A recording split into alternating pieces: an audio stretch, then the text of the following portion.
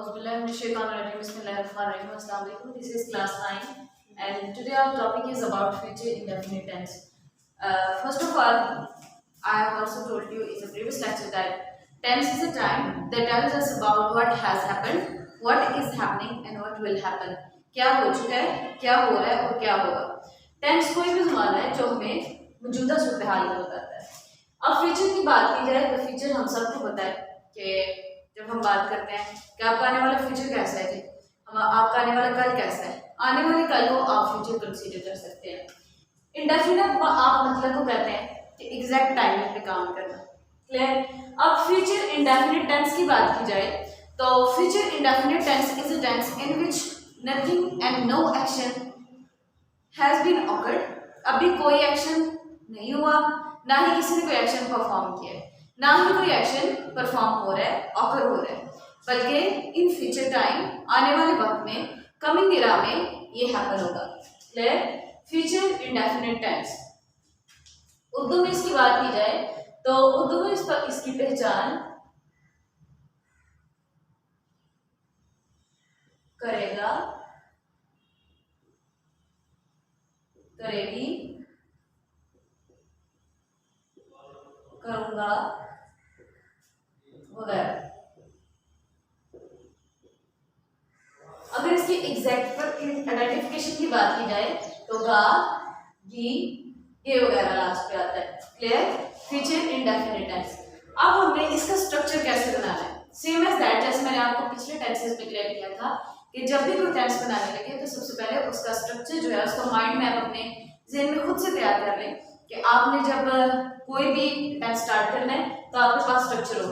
Active tense की बात की जाए फ्यूचर इंडेफिनिट टेंस की तो सबसे पहले you should have first thing that is subject, then comes helping verb जिसको आप लिंकिंग वर्ब भी कह सकते हैं. Third one is verb and the fourth one is object.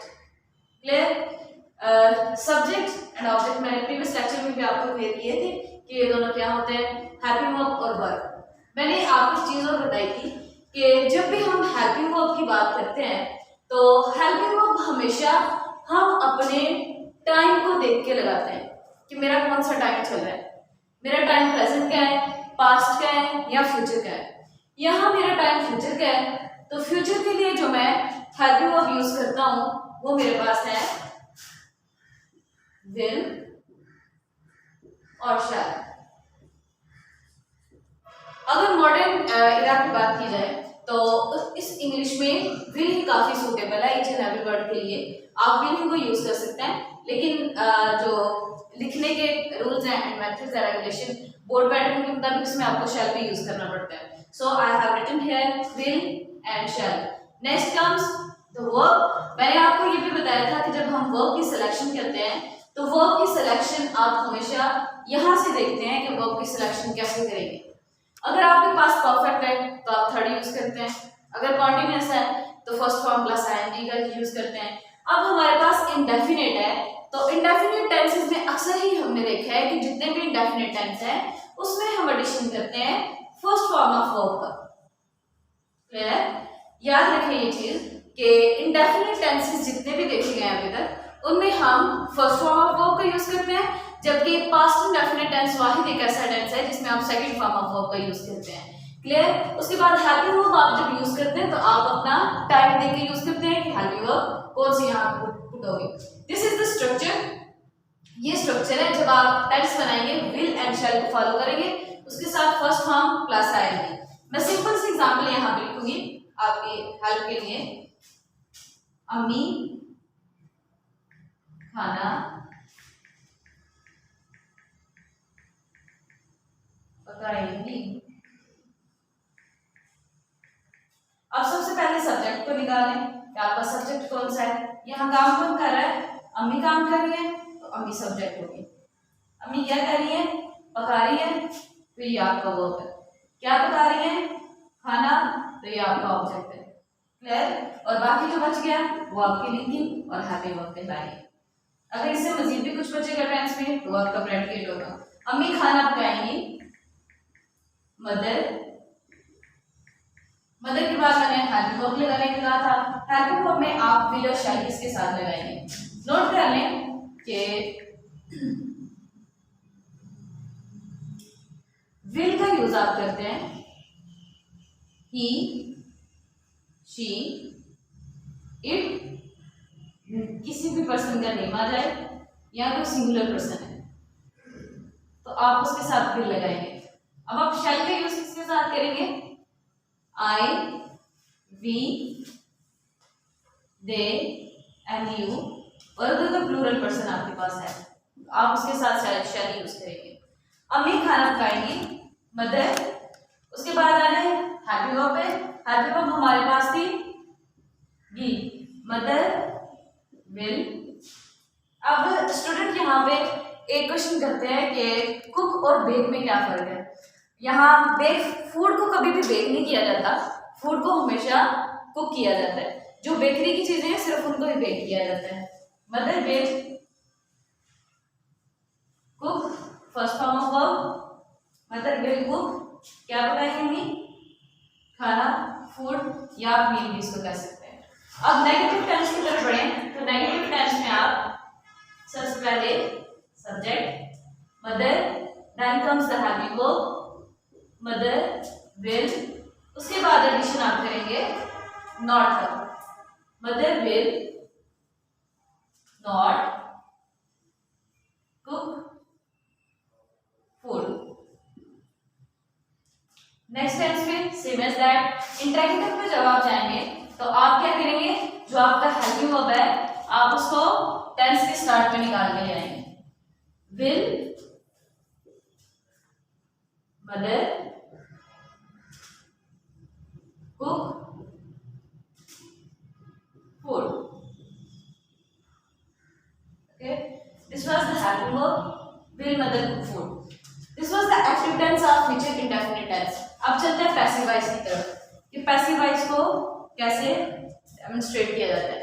First of all you should be well aware of the structure of future indefinite tense. Structure मैंने आपको कल भी बताया था लास्ट प्रीवियस लेक्चर में कि सबसे पहले आप सब्जेक्ट को किसमें चेंज करेंगे? ऑब्जेक्ट में।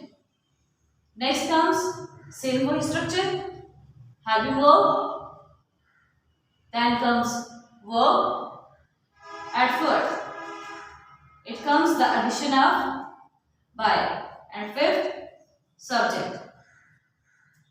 अब यहाँ पे देखें मैंने आपको क्लू बताया था कि जब भी आप पैसिव वॉइस को सॉल्व करें तो एक चीज अपने माइंड में रखें कि आप एक स्टेप आगे लेकर जाएंगे। तो हम इंडेफिनिट की बात करें तो इंडेफिनिट के फौरन बाद हम कौन सा टाइम सॉल्व करेंगे? फ्यूचर कॉन्टिन्यूअस का। तो यहाँ पे हम वर्ब और हेल्पिंग वर्ब कौन से लगाएंगे? फ्यूचर कॉन्टिन्यूअस की। हेल्पिंग वर्ब की बात की जाए तो विल और शैल में यहां से ही ले गया होगा। क्लियर? सिंपल आसान सा जो क्लू है इसको सॉल्व करने का वो ये है कि जो आपके पास हेल्पिंग वर्ब ऑलरेडी मौजूद है जिससे आप टेंस एक्टिव टेंस बना रहे हैं उससे पैसिव वॉइस में चेंज करने के लिए एक स्टेप आगे ले लें। Simple, helping verb will shall plus be का एडिशन करना। क्लियर? अब वर्ब की बात की जाए तो मैंने आपको कहा था कि हम इंडेफिनिट को चेंज करेंगे कॉन्टिन्यूअस में। कॉन्टिन्यूअस टेंस में चेंज करेंगे तो कॉन्टिन्यूअस में वर्ब कौन सी आती है? फर्स्ट फॉर्म, और एडिशन किस चीज का होता है साथ? ING. Will shall be first form plus ING, by का addition and same as subject. अब यहाँ पे आए, मैंने यहाँ पे सब्जेक्ट बताया था कि सब्जेक्ट मदर है, ऑब्जेक्ट खाना है, पकाए वर्ब है और हैविंग ऑफ की है। Let's start from the object. Object क्या था? Food, food. Next comes the having verb will, be and verb। अब यहां पर देखिए मैंने आपको समझाना ये था कि जब हम कॉन्टिन्यूअस का टेंस लिखते हैं तो हम कॉन्टिन्यूअस के टेंस में एक्टिव वॉइस में आईएनजी का यूज करते हैं, लेकिन जब आप पैसिव वॉइस बनाएंगे तो मैंने आपको बताया था कि पैसिव वॉइस में हमेशा वर्ब की कौन सी फॉर्म यूज की जाती है? Third form of verb. सो हमें एक और चीज सीखने को मिली कि हम जो हेल्पिंग वर्ब है वो किसका लेके आएंगे? नेक्स्ट टेंस का, लेकिन वर्ब कौन से रखेंगे हमेशा, third form of verb.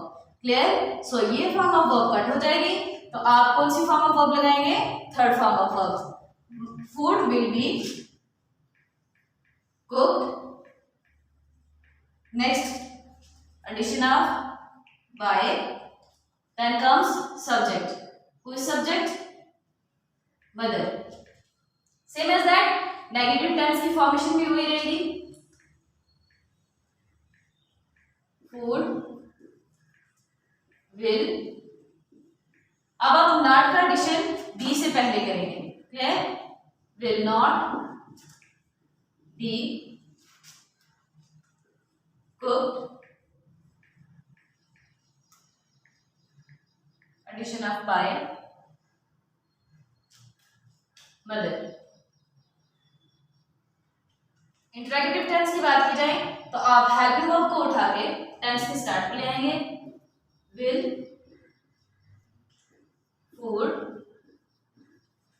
B cooked by mother. ये थी हमारे पास tense structure of future indefinite tense, active and passive. This was the active tense and this was the passive tense. So let's start from the active tense. Active tense जब हमने start किया था तो well formation subject, helping verb, verb and object. Helping verb का use हम करते हैं हमेशा अपना टाइम देख के, जबकि वर्ब का यूज हम जो हमें हालत दी गई है उसके मुताबिक करते हैं। We shall, addition of first form, mother will cook the food. Passive voice पे बात की जाए तो हम एक स्टेप आगे लेंगे, लेकिन याद रखिए कि एक स्टेप सिर्फ आप हेल्पिंग वर्ब के लिए लेते हैं, जबकि वर्ब की फॉर्म हमेशा थर्ड यूज की जाती है। क्लियर? फूड, फूड आपका ऑब्जेक्ट था, food next come the helping verb, will addition of by, and at last cooked and addition of by, then mother. Clear? This was the lecture of future indefinite tense. If you have any confusion about the lecture, you can ask me. I'll be with you with the new lecture. Till then, goodbye. Take care.